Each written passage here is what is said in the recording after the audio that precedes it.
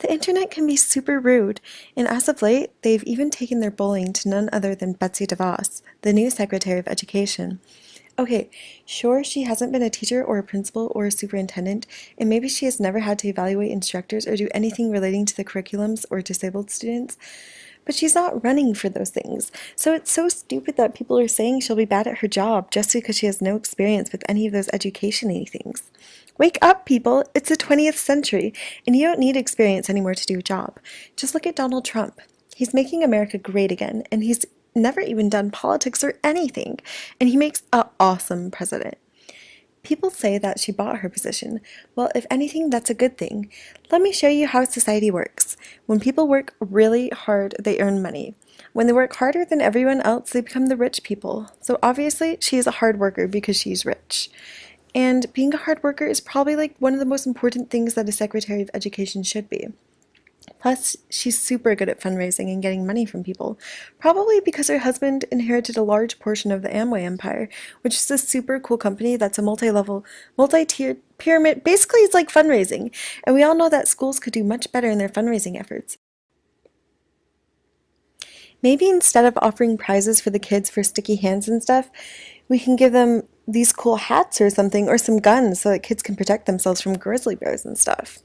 Some people were kind of pissed too when Betsy DeVos was doing an amazing job in meeting with some important people involved with historically black colleges and universities, because she was talking about school choice. All she did was point out that historically black colleges are a good example of school choice. I bet a ton of black people totally got smarter because they were allowed to choose what school they could go to. Okay, so I know there was like all that racism and segregation and Jim Crow stuff, but still, they got to choose in the end, and that's why school choice is so important. Let me tell you guys a little bit about my own education to show you why school choice is so important. So, I grew up in a really nice city in California that deserves its own reality TV show starring moi. Technically, if I was supposed to go to the school closest to my house, I probably would have gotten head lice and like an awful education because the schools are super crowded and they don't have that much funding and stuff. That would have been like so bad. I probably wouldn't even have gotten an education there. I was super lucky that I had school choice so I could attend my Christian private school instead of a dirty public school where I would have gotten way less smarter. This is so important because otherwise people won't have the privilege to choose where they get to go to school. So, why are all these stupid people saying that she can't relate to public school kids? I mean, she attended private school and so did her kids, and she's a big advocate for private schools.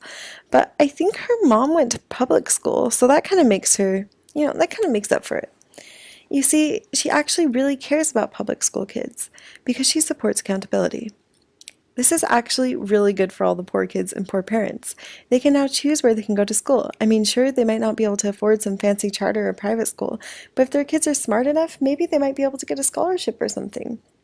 And she's super open-minded.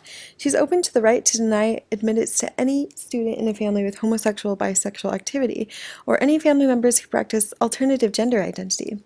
Because it should really be up to the states. It's called the United States of America. Duh.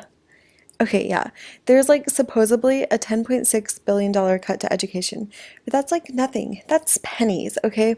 So the work-study program is getting cut in half, but like I said before in a previous video, if your parents really loved you, you wouldn't even have to work while getting an education because they would save up and pay for it themselves. And student debt forgiveness programs, how unresponsible do you have to be to not be able to pay back the government's hard-earned money? Like, what's the point of even arguing? It's not like assembling together a group of people to work against a leader of education has ever led to anything good. Besides, centaurs are totally fake. I even Googled it. So far, things have gone really well under Betsy DeVos. She's an intelligent person and she's making America great again, and even greater by the day. OMG! My friend just got here and she brought her new puppy. It's a Pomeranian. That dog is so yesterday. See ya.